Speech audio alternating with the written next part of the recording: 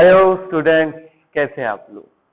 तो जैसे कि आपने थंबनेल देख लिया होगा कि हम हमारे वीडियो लेक्चर की सीरीज में इनऑर्गेनिक केमिस्ट्री का सबसे इम्पोर्टेंट यूनिट जिसका नाम है कोऑर्डिनेशन कंपाउंड, इसको स्टार्ट करने वाले हैं। ये जो पार्ट है कोऑर्डिनेशन कंपाउंड, ये एक्चुअली कोऑर्डिनेशन केमिस्ट्री के अंडर आता है और coordination chemistry comes under the head of inorganic chemistry. Okay, तो हम क्या करने वाले हैं, तो हम अभी कोऑर्डिनेशन कंपाउंड को स्टार्ट करने वाले हैं जो आपके स्टेट बोर्ड में का सेकंड यूनिट है पार्ट 2 में।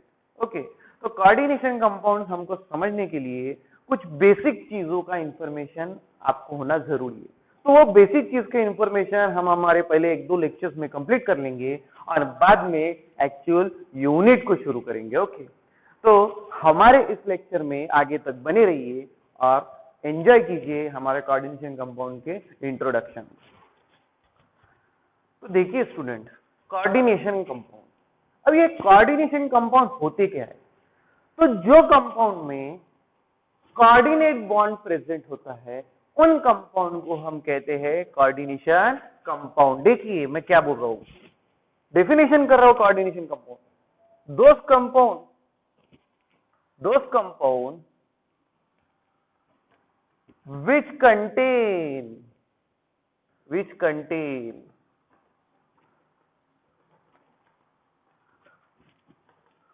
coordinate bond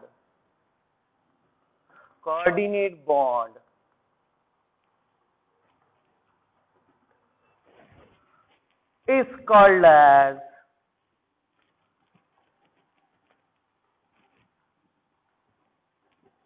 coordination compound।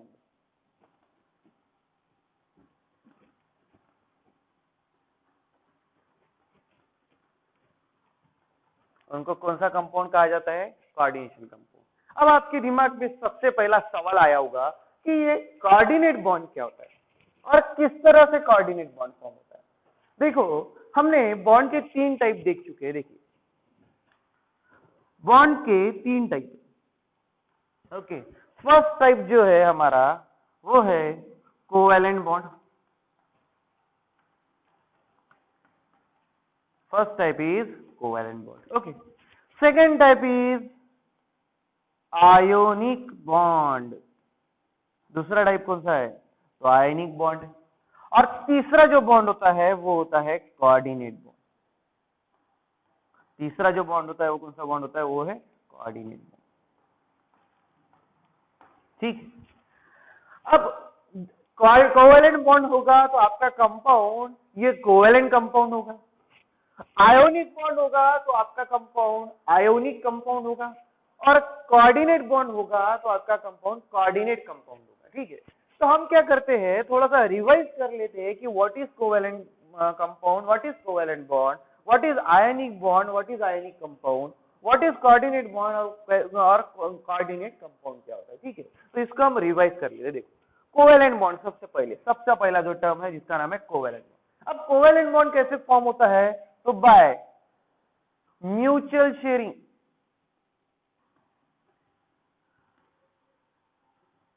Of electrons. जब दो एलिमेंट या फिर दो एटम एक के बीच में म्यूचुअल शेयरिंग का यूज करते हैं बॉन्ड फॉर्मेशन के लिए, तो जब उसमें जो बॉन्ड फॉर्म होता है वो जो बॉन्ड होता है उसको हम कहते हैं covalent bond. For example we know that example methane group C। अब हमको पता है कार्बन का एटॉमिक नंबर है 6 और इसके वैलेंशियल में होते हैं 4 इलेक्ट्रॉन्स। ओके, अब ये अपना ऑक्टेट कंप्लीट करने के लिए इलेक्ट्रॉन्स को शेयर करता है, तो किसके साथ, तो हाइड्रोजन के साथ। ओके, हाइड्रोजन के साथ जैसे ही अपने इलेक्ट्रॉन शेयर करता है there is a formation of covalent bond. यानी यहाँ पे क्या हो रहा है, तो म्यूचुअल शेयरिंग हो रहा है। कार्बन अपना एक इलेक्ट्रॉन शेयर कर रहा है, हाइड्रोजन अपना एक इलेक्ट्रॉन शेयर कर रहा है, कार्बन का ऑक्टेट कंप्लीट हो रहा है, हाइड्रोजन का ड्यूप्लेट कंप्लीट हो रहा है। इसको हम कहते हैं म्यूचुअल शेयरिंग ऑफ इलेक्ट्रॉन। अब जब म्यूचुअल शेयरिंग ऑफ इलेक्ट्रॉन से बॉन्ड फॉर्म होता है, इस बॉन्ड को कहा जाता है कोवैलेंट बॉन्ड। कौन सा बॉन्ड कहा जाता है इसको, कोवैलेंट बॉन्ड। और ये जो कोवेलेंट बॉन्ड से जो कंपाउंड फॉर्म होता है इसे कहते हैं कोवेलेंट कंपाउंड, इसे कहते हैं कोवेलेंट कंपाउंड। तो देखो आपको फर्स्ट चीज ध्यान में आ चुकी है कि जब कभी म्यूचुअल शेयरिंग, यानी तू तेरा दे मैं मेरा देता, म्यूचुअल शेयरिंग हो रहा है दोनों के बीच में, जब म्यूचुअल शेयरिंग से बॉन्ड फॉर्म होता है तो हम उस बॉन्ड को कहते हैं कोवेलेंट बॉन्ड, और जिस कंपाउंड में कोवेलेंट बॉन्ड प्रेजेंट होता है उस कंपाउंड को हम कहते हैं कोवेलेंट कंपाउंड। तो देखो पहला हमको ध्यान में आ गया है कोवेलेंट बॉन्ड, ठीक है। तो पहले इसको आप नोट डाउन कर लीजिए, फिर हम आगे बढ़ते हैं आयनिक बॉन्ड और कोऑर्डिनेट बॉन्ड के साथ।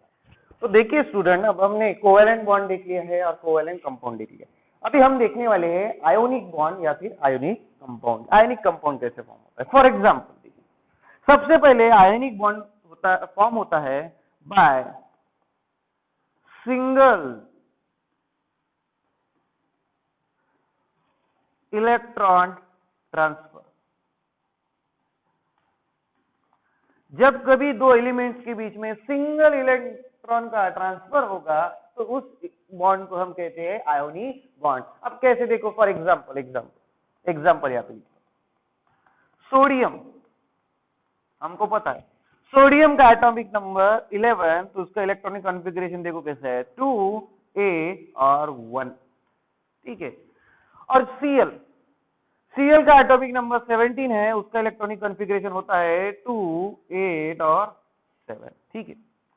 तो सबसे पहले क्या होता है, सोडियम अपना ऑक्टेट कंप्लीट करने के लिए अपना एक इलेक्ट्रॉन Cl को दे देता है, ठीक है। और Cl अपना ऑक्टेट कंप्लीट करने के लिए वो इलेक्ट्रॉन एक्सेप्ट कर लेता है। देखो सोडियम का ऑक्टेट कंप्लीट करने के लिए आउटर मोस्ट शेल में एक इलेक्ट्रॉन कम करने की जरूरत है, इसलिए वो एक इलेक्ट्रॉन किसको दे देता है, Cl को। और Cl को अपना ऑक्टेट कंप्लीट करने के लिए एक इलेक्ट्रॉन की जरूरत होती है, इसलिए वो सोडियम से इलेक्ट्रॉन एक्सेप्ट कर लेता है। अब देखो इलेक्ट्रॉन जा रहा है यानी निगेटिव चार्ज जा रहा है, इसका मतलब सोडियम पे कौन सा चार्ज आ गया, तो पॉजिटिव चार्ज आ गया। और Cl की तरफ इलेक्ट्रॉन जा रहा है, इसके वजह से Cl पे कौन सा चार्ज आ गया, तो निगेटिव चार्ज आ गया। देखो सोडियम पे पॉजिटिव चार्ज, क्लोरीन पे निगेटिव चार्ज। अब देखो पॉजिटिव निगेटिव चार्ज में क्या होता है, तो इलेक्ट्रोस्टैटिक फोर्सेस ऑफ अट्रैक्शन होता है, और इलेक्ट्रोस्टैटिक फोर्सेस ऑफ अट्रैक्शन की वजह से उन दोनों के बीच में जो बॉन्ड फॉर्म होता है उसको हम कहते हैं आयोनिक बॉन्ड। और NaCl ये जो कंपाउंड है ये कौन सा कंपाउंड है, तो आयोनिक कंपाउंड है, क्योंकि there is a formation of ions होते हैं। तो हमेशा ध्यान में रखना, जो बॉन्ड सिंगल इलेक्ट्रॉन ट्रांसफर से फॉर्म होता है उसको हम कहते हैं आयोनिक बॉन्ड, और जो कंपाउंड में आयोनिक बॉन्ड प्रेजेंट होता है उस कंपाउंड को कहा जाता है आयोनिक कंपाउंड। तो इसे नोट डाउन कर लीजिए कि आयोनिक बॉन्ड क्या होता है, आयोनिक कंपाउंड क्या होता है, फिर हम हमारे जो चैप्टर है कोऑर्डिनेट बॉन्ड उसके तरफ बढ़ेंगे, ठीक है। तो पहले इसे नोट डाउन कर लीजिए। तो देखिए स्टूडेंट, हमारा थर्ड बॉन्ड है जिसका नाम है कोऑर्डिनेट बॉन्ड। अब कोऑर्डिनेट बॉन्ड कैसे फॉर्म होता है, when pair of electron is transferred, या फिर उसको हम कहेंगे शेयर बिटवीन टू एटम्स। तो वहां पे जो बॉन्ड फॉर्म होगा उसको हम कहेंगे कोऑर्डिनेट बॉन्ड। देखो अब यहां पे एग्जांपल लिखता हूं मैं, example ammonia means NH3, okay. अब देखो अमोनिया मॉलिक्यूल में नाइट्रोजन के ऊपर एक लोन पेयर होती है, ठीक है। अब यहां पे H पॉजिटिव चार्ज आया, देखो इसके ऊपर कोई चार्ज है क्या, नहीं, जीरो चार्ज। हाइड्रोजन पे कितना चार्ज है, तो 1 चार्ज, ठीक है। जब नाइट्रोजन अपनी लोन पेयर हाइड्रोजन को डोनेट कर देता है तो there is a formation of NH4 positive ion. अब देखो इसके ऊपर कोई चार्ज ना था, जीरो, प्लस इसके ऊपर कौन सा चार्ज था, +1, इसलिए टोटल चार्ज हो गया +1, ओके। तो यहाँ पे देखो NH4 पॉजिटिव आयन तैयार हो गया। अब यहाँ पे देखो दोनों भी इलेक्ट्रॉन किसने दिए, तो नाइट्रोजन ने दिए अपने लोन पेयर ऑफ इलेक्ट्रॉन, किसको, तो हाइड्रोजन को। नाइट्रोजन के पास लोन पेयर अवेलेबल है डोनेशन के लिए, हाइड्रोजन के पास कोई भी इलेक्ट्रॉन प्रेजेंट नहीं है, इसके वजह से ये दोनों इलेक्ट्रॉन अपना एक्सेप्ट कर लेता है, अपना ड्यूप्लेट कंप्लीट कर लेता है। And there is a formation of NH4 positive ion. अब बोथ द इलेक्ट्रॉन शेयर किसी के नाइट्रोजन में, तो इनके बीच में जो बॉन्ड फॉर्म होता है उसको हम कहते हैं कोऑर्डिनेट बॉन्ड। उसको हम कौन सा बॉन्ड कहेंगे? Coordinate bond. अब देखो बॉन्ड, कोऑर्डिनेट बॉन्ड, और जो ये कंपाउंड फॉर्म हुआ है वहां पे NH4 पॉजिटिव, इस कंपाउंड को कहा जाता है कोऑर्डिनेट कंपाउंड। तो हमेशा एक चीज ध्यान में रखना कि जब कभी आप कोऑर्डिनेशन कंपाउंड पढ़ रहे हो तो ऐसे कंपाउंड जिनमें कोऑर्डिनेट बॉन्ड प्रेजेंट होता है। कोऑर्डिनेट बॉन्ड कैसे फॉर्म होता है? तो when pair of electron share होती है, जब दो इलेक्ट्रॉन एक ही एटम दूसरे एलिमेंट के एटम के साथ या फिर एलिमेंट के साथ जब शेयर करता है तब उसको कौन सा बॉन्ड कहते हैं? तो कोऑर्डिनेट बॉन्ड कहते हैं। कोवैलेंट बॉन्ड कैसे फॉर्म होता है? By mutual sharing. Ionic bond कैसे फॉर्म होता है? By single transfer of electron. लेकिन कोऑर्डिनेट बॉन्ड कैसे फॉर्म होता है? When a pair of electron is transfer और शेयर्ड बिटवीन टू एटम्स और two elements is called as which bond? Coordinate bond. तो देखिए कोऑर्डिनेट बॉन्ड अगर आपको समझ में आ गया होगा तो हम आगे बढ़ते हैं। और इस एग्जांपल को हमेशा ध्यान में रखना कि जब दोनों इलेक्ट्रॉन एक ही एलिमेंट देगा तो उस बॉन्ड को कहा जाता है कोऑर्डिनेट बॉन्ड। अगर सिंगल इलेक्ट्रॉन ट्रांसफर से हुआ तो आयनिक बॉन्ड, और म्यूचुअल शेयरिंग से हुआ तो कौन सा बॉन्ड? Covalent bond. और जिन कंपाउंड में कोऑर्डिनेट बॉन्ड प्रेजेंट होता है उन कंपाउंड को कौन सा कंपाउंड कहा जाता है? Coordination compounds. तो इस चैप्टर में हम कोऑर्डिनेशन कंपाउंड्स के बारे में पढ़ने वाले हैं, तो आप इसे नोट डाउन कर लीजिए, फिर हम और कुछ चीजें इसके बारे में देख लेंगे। हमने अभी तक देख लिया था कि कोवैलेंट बॉन्ड क्या होता है, आयनिक बॉन्ड क्या होता है और कोऑर्डिनेट बॉन्ड क्या होता है। अब एक एग्जांपल लेते हैं, ऑक्सीजन। ऑक्सीजन के पास दो लोन पेयर होती है और सिंगल इलेक्ट्रॉन प्रेजेंट होता है, जो वो हाइड्रोजन के साथ शेयर करता है टू फॉर्म H2। अब अगर हमने इनको तीन एक्सिस पे रखने की कोशिश की इस तरह से, तो अगर मैं यहाँ पे ऑक्सीजन रख देता हूं सेंटर में, ओरिजिन में, हमको पता है तीन axis, X axis, Y axis और जेड एक्सिस, ये तीन एक्सिस होते हैं। ओके, अब ये होता है इसका ओरिजिन। अब ये ओरिजिन पे अगर मैंने ऑक्सीजन रख दिया तो हाइड्रोजन मैं फॉर एग्जांपल जेड एक्सिस पे रखता हूं और दूसरा हाइड्रोजन मैं कहां पे रखता हूं? एक्स एक्सिस पे रखता हूं। यानी क्या है? तो कोवैलेंट बॉन्ड मैं एक्सिस पे रख सकता हूं, यानी उसके कुछ तो भी डायरेक्शन है। तो कोवैलेंट बॉन्ड को क्या है? तो कोवैलेंट बॉन्ड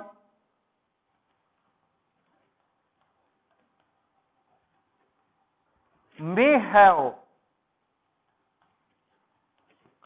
डायरेक्शन।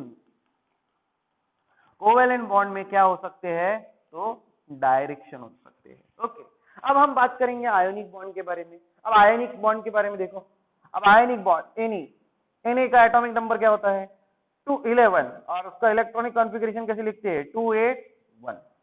अब Cl है, Cl का एटॉमिक नंबर 17 और इसका इलेक्ट्रॉनिक कॉन्फ़िगरेशन 287। अब ये एक इलेक्ट्रॉन यहाँ पे ट्रांसफर होता है, ट्रांसफर होने के बाद Na पे पॉजिटिव चार्ज आता है और Cl पे कौन सा चार्ज आता है? निगेटिव चार्ज, जहां पे सोडियम का ऑक्टेट कंप्लीट होता है और क्लोरीन का ऑक्टेट कंप्लीट होता है। यहाँ पे complete sharing of one electron होता है, इसको हम कौन सा बॉन्ड कहते हैं? तो आयोनिक बॉन्ड कहते हैं। ठीक है, अब ये जो बॉन्ड है, इस बॉन्ड में कोई भी डायरेक्शन नहीं रहती, क्योंकि Cl माइनस आयन इसके इलेक्ट्रोस्टैटिक फोर्सेस ऑफ अट्रैक्शन में रहता है। अब ये इलेक्ट्रोस्टैटिक फोर्सेस ऑफ अट्रैक्शन किसी भी डायरेक्शन में प्रोड्यूस हो सकती है। देखो कहीं से भी ये Na पॉजिटिव Cl नेगेटिव की अट्रैक्शन में जा सकता है, उसको कोई फिक्स डायरेक्शन नहीं है। n नंबर ऑफ डायरेक्शन से Na positive Cl negative ion के कांटेक्ट में आ सकता है। तो जो आयनिक बॉन्ड है ये नॉन डायरेक्शनल है, नॉन डायरेक्शनल है। Ionic bond are non directional. लेकिन अब हम कोऑर्डिनेट बॉन्ड की बात करते हैं, तो कोऑर्डिनेट बॉन्ड देखो कैसे होता है।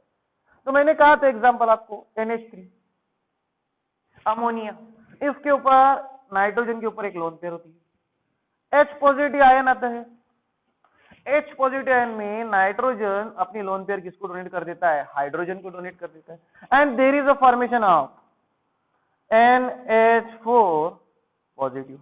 अब देखो, अब इसमें क्लियर कट डायरेक्शन दिख रही है कि बॉन्ड कैसे फॉर्म होगा। तो लोन पेयर हाइड्रोजन की तरफ जाएगी, अब देखो डायरेक्शन फिक्स है, यानी आपका जो कोऑर्डिनेट बॉन्ड है इट हैज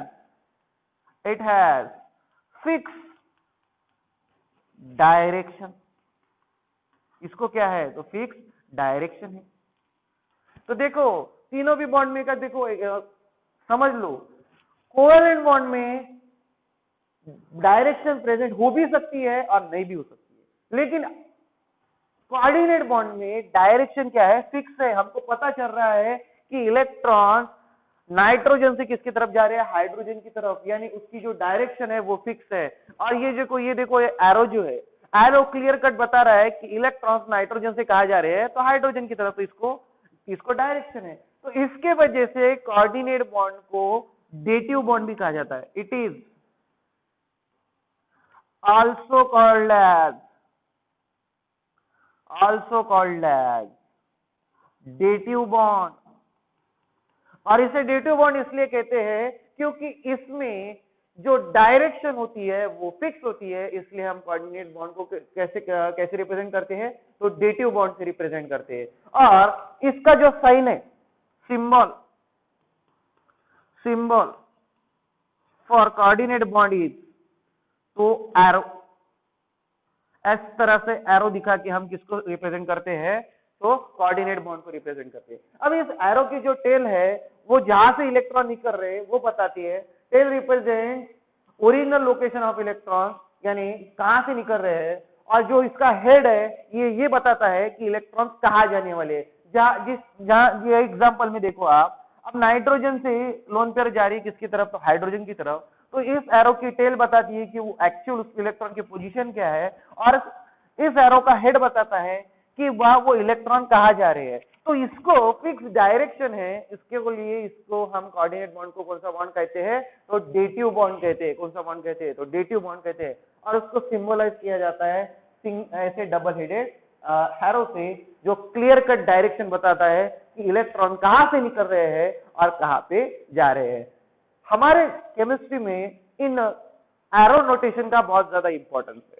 हमेशा एक चीज ध्यान में रखना, ये एरो नोटेशन लोकेशन बताते हैं इलेक्ट्रॉन्स की, कहां से इलेक्ट्रॉन निकल रहा है और कहां से इलेक्ट्रॉन जा रहा है।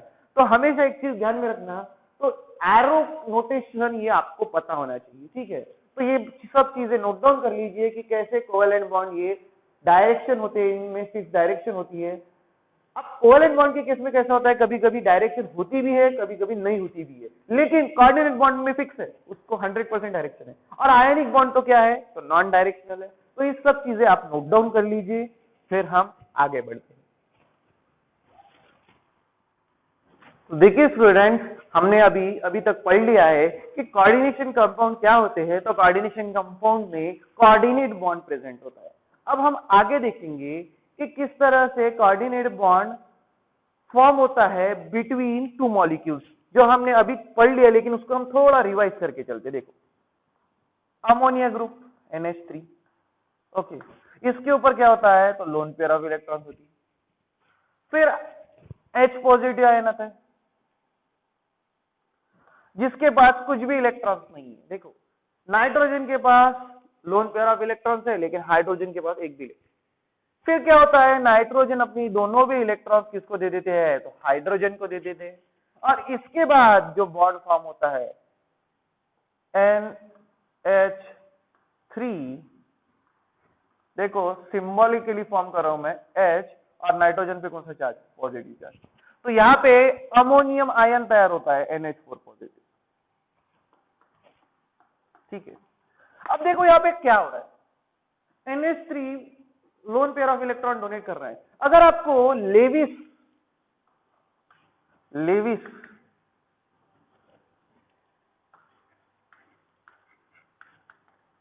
एसिड बेस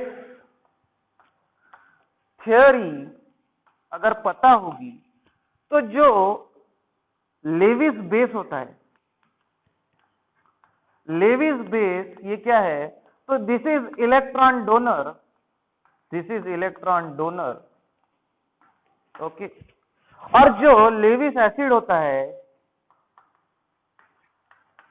ये इलेक्ट्रॉन एक्सेप्टर होता है। और ये सब चीजें हमने बेसिक 11th स्टैंडर्ड में पढ़ चुके हैं, लेविस एसिड बेस थ्योरी। जो लेविस बेस होता है वो इलेक्ट्रॉन डोनर होता है, जो लेविस एसिड होता है वो इलेक्ट्रॉन एक्सेप्टर होता है। तो अगर हमने इस रिएक्शन में देख लिया तो नाइट्रोजन इलेक्ट्रॉन डोनेट कर रहा है किसको, हाइड्रोजन को। तो देखो नाइट्रोजन इलेक्ट्रॉन डोनर है, इसका मतलब वो क्या है, तो वो है लेविस बेस। ओके, और अगर H positive ion electron accept कर रहा है तो वो क्या है, तो Lewis acid. Okay, ammonia molecule is a Lewis base, H positive ion is a Lewis acid. और हमको पता है, हमने इससे भी पहले 10th या 11th स्टैंडर्ड में पढ़ा है कि जब भी कोई एसिड और बेस रिएक्ट होता है तो there is a formation of salt. तो ये जो फॉर्म हो रहा है ये क्या है, सॉल्ट है। और एसिड और बेस में जो रिएक्शन होती है उसको हम कौन सी रिएक्शन कहते हैं, तो न्यूट्रलाइजेशन रिएक्शन कहते हैं। कौन सी रिएक्शन कहते हैं, न्यूट्रलाइजेशन रिएक्शन। तो यहां पे जो बॉन्ड फॉर्म हो रहा है लेविस बेस और लेविस एसिड में वो है कोऑर्डिनेट बॉन्ड, और इन दोनों के रिएक्शन को हम कौन सी रिएक्शन कहते हैं, तो neutralisation reaction. When acid and base react there is a formation of salt. अब हम हमारे अगले लेक्चर में देखेंगे कि कोऑर्डिनेट कंपाउंड ये किस तरह के सॉल्ट होते हैं, सिंगल सॉल्ट, डबल सॉल्ट और कोऑर्डिनेट कंपाउंड, ये किस तरह के सॉल्ट होंगे, ये हम हमारे अगले लेक्चर में देखेंगे। तो तब तक के लिए आप ये नोट डाउन कर लीजिए और इन सब चीजों को याद रख लीजिए कि किस तरह से कोऑर्डिनेट बॉन्ड फॉर्म होता है इन न्यूट्रलाइजेशन रिएक्शन। ओके, तो देखते हैं।